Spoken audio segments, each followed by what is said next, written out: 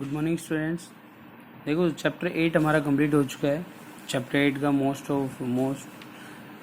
Basic भी complete हो चुका है, उसकी एक्सरसाइज भी कंप्लीट हो चुकी है। एक्सरसाइज 8.1 एंड 8.2 दो एक्सरसाइजेज हैं। उस चैप्टर को अच्छे से सोल्व करें। नेक्स्ट टेस्ट जो होगा वो उसी चैप्टर में से में भी हो सकता है, कंप्लीट या हाफ, कैसे भी वो आपको बता दिया जाएगा। अब है chapter number 9, area of parallelogram and triangle. तो पैरेललोग्राम में क्या होगा? ये पैरेललोग्राम क्या होता है आप सबने पहले पढ़ा है। Quadrilateral in which two pair of opposite sides are equal and parallel is called quadrilateral. एक ऐसा डायग्राम, ऐसा क्वाड्रिलेटरल जिसमें वन पेयर अपोजिट साइड का इक्वल भी हो और पैरेलल भी हो, उसको हम क्या कहेंगे? पैरेललोग्राम। तो एरिया ऑफ पैरेललोग्राम, तो एरिया ऑफ पैरेललोग्राम क्या होता है? Base multiply height. और एरिया ऑफ ट्राइंगल, तो एरिया ऑफ ट्राइंगल क्या होगा? 1/2 बेस मल्टीप्लाई हाइट। तो इसकी तीन थ्योरम्स है इस चैप्टर की। बिल्कुल इजी चैप्टर है, आप सोल्व करोगे तो बिल्कुल एक बार में अच्छे से समझ आ जाएगा। तो फर्स्ट थ्योरम क्या है कि if two parallelogram have same base and lies between same parallel lines. कहता है कि दो पैरेललोग्राम है, उन दोनों का सेम बेस है। जैसे यहाँ पे एक पैरेललोग्राम है ए बी सी और डी, और एक पैरेललोग्राम है ई एफ सी और डी। तो दोनों का सी डी बेस क्या है? सेम। तो if two parallelogram have same base and lies between the same parallel line are equal in area. तो देखो यहाँ से अगर ये पैरेललोग्राम हो तो ए बी डी सी के पैरेलल होगा, और यहाँ से ई एफ है वो डी सी के पैरेलल होगा। तो कंप्लीट लाइन जो ई बी है वो भी पैरेलल होगी किसके? डी सी के। तो सेम पैरेलल साइड्स के बीच में लाई कर रहे हैं, बेस सेम है। अगर ऐसा है तो उनका एरिया भी आपस में क्या होगा? इक्वल। प्रूफ देखो तो हमें गिवन है कि A B C D and E F C D एक पैरेललोग्राम है। पैरेललोग्राम है तो भाई बोथ पैरेललोग्राम है the same base D C. दोनों पैरेललोग्राम्स का सेम बेस क्या है? D C. In parallelogram A B C D, A P is the perpendicular to B C, D C जो है A B C D parallelogram में जो A P side है वो इनकी परपेंडिकुलर है। यहाँ पे एंगल 90 डिग्री का है, मतलब ये हम कह सकते हैं कि इसकी हाइट है। हाइट ऑफ पैरेललोग्राम कितनी होगी? A P. तो एरिया ऑफ पैरेललोग्राम क्या होता है? Base multiply height. तो बेस कितना है? डी सी, और हाइट कितनी? A P. अब सेकंड पैरेललोग्राम में D C E F, D C E F parallelogram में जो एफ क्यू है वो उसकी क्या होगी? हाइट होगी, परपेंडिकुलर हो गया डी सी पे। तो वही एरिया ऑफ पैरेललोग्राम क्या होगा? Area of parallelogram D C E F is equal to base multiply height, और बेस क्या होगा? डी सी, और हाइट क्या होगी? E Q. तो if two parallel sides are equal then they have equal distance at every point, so AP is equal to FQ। अगर दो parallel sides हैं और दो पैरेलल साइड्स के बीच में डिस्टेंस है ना वो प्रत्येक पॉइंट पे सेम होती है, ठीक है ना। Two parallel lines have equal distance at every point, so area of parallelogram is equal to area of parallelogram A B C D is equal to area of parallelogram D C E F. क्योंकि अगर A P B Q के equal हो गया भाई, equation number first और second में, equation number first थी D C multiply A P, equation number first क्या थी? D C multiply A P, और इक्वेशन सेकंड क्या थी? D C multiply F Q. अगर ए पी एफ क्यू के इक्वल हो गया तो फिर एरिया तो इक्वल हो गए भी। So area of parallelogram A B C D is equal to area of parallelogram D C E F. Second वो उसकी अपोजिट है, इनवर्स है, हम ये कह सकते हैं। तो उसमें क्या गिवन है कि भी area of parallelogram have same base, base same होना चाहिए, एंड इक्वल इन एरिया, और एरिया के अंदर इक्वल हो, then they lies between same parallel side. कहता है कि अगर दो पैरेललोग्राम्स का सेम बेस ए बी है, डायग्राम वही वैसा ही है, सेम बेस ए बी है और दोनों का एरिया इक्वल है, तो इसका मतलब वो सेम पैरेलल साइड्स के बीच में लाई कर रहे हैं। तो given that A B C D is a parallelogram, तो area of parallelogram A B C D is equal to area of parallelogram A B E F. अब ए बी सी डी का area है वो E A B E F के equal होगा, ठीक है। तो base of parallelogram is A B, दोनों पैरेललोग्राम्स का बेस क्या है?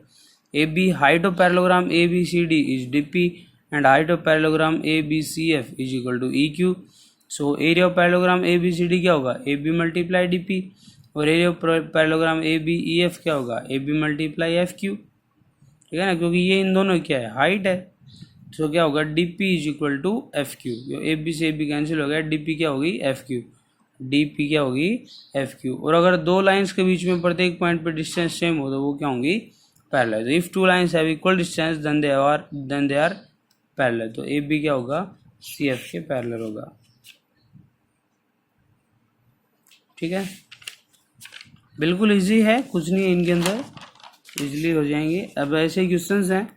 तो फर्स्ट क्वेश्चन है कि एक पैरेललोग्राम है ए बी सी डी।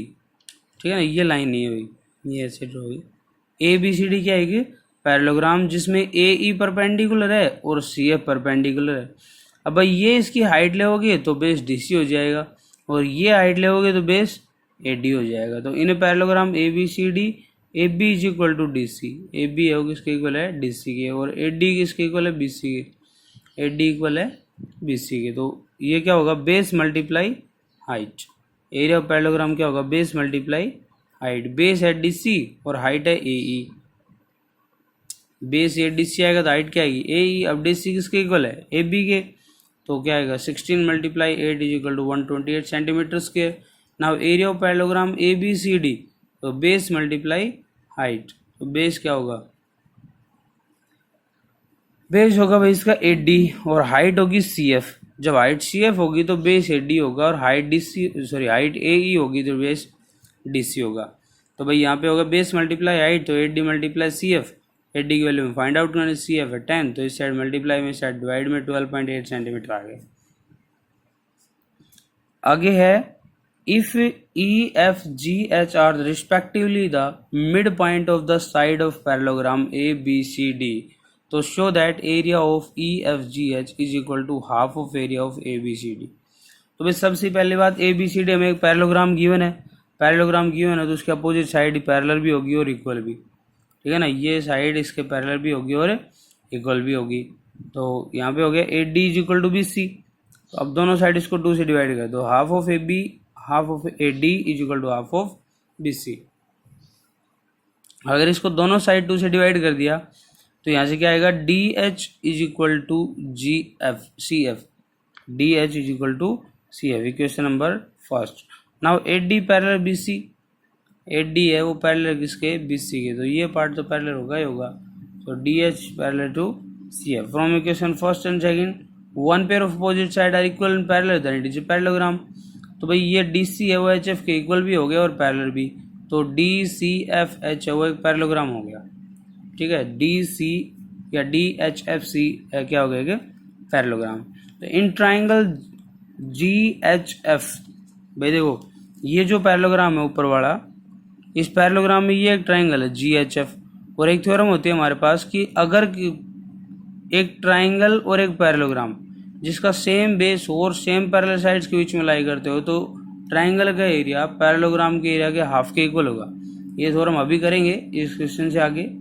ठीक है, तो देखो क्या कहता है कि भाई पहले डी एच एफ सी को एक पैरेललोग्राम प्रूव कर दिया, पैरेललोग्राम प्रूव कर दिया तो अपोजिट साइड पैरेलल होगी, ये पैरेलल होगी, तो एच एफ दोनों का बेस क्या हो गया same.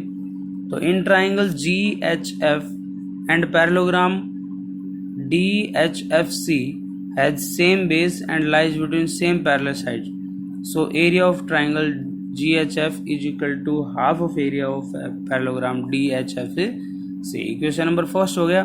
Now A D parallel है किसके भाई बी सी के, और ए डी इक्वल है किसके बी सी के, वही सेम पहले वाला।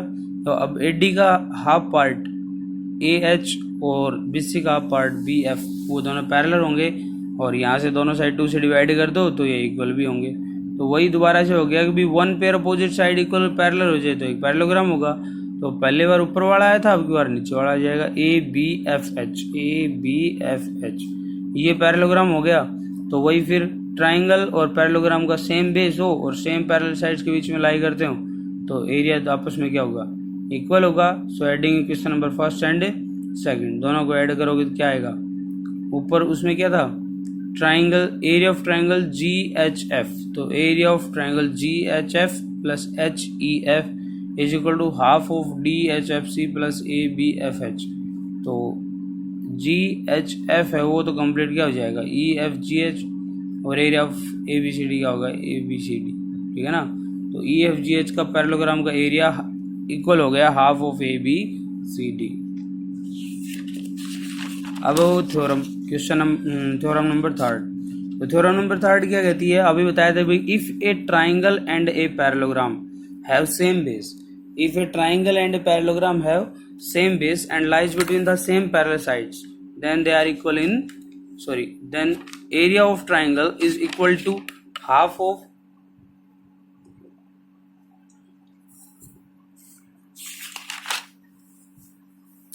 area of triangle is equal to half of area of parallelogram।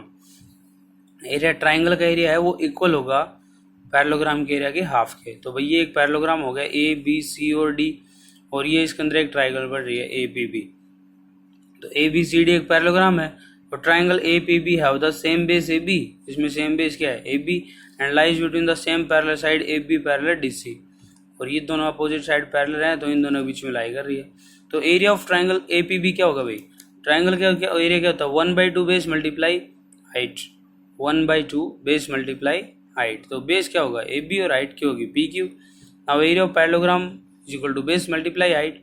भाई जब बेस तो दोनों का सेम है ही और हाइट भी सेम होगी, क्यों, क्योंकि पैरेलल साइड्स के बीच में जो इक्वल वो तो लाइन भी सेम है, एक ही लाइन है।